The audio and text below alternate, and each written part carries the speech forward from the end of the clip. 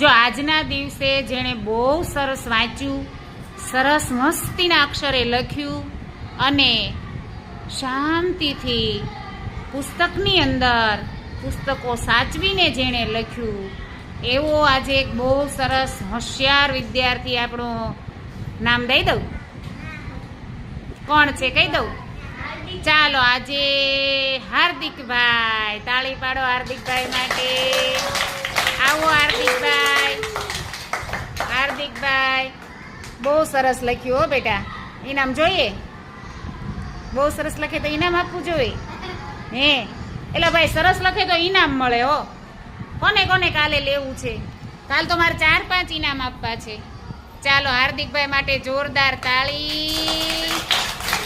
Very good, સરસ. ચાલો હાર્દિકભાઈ શું કહેવાનું ઇનામ મળે તો?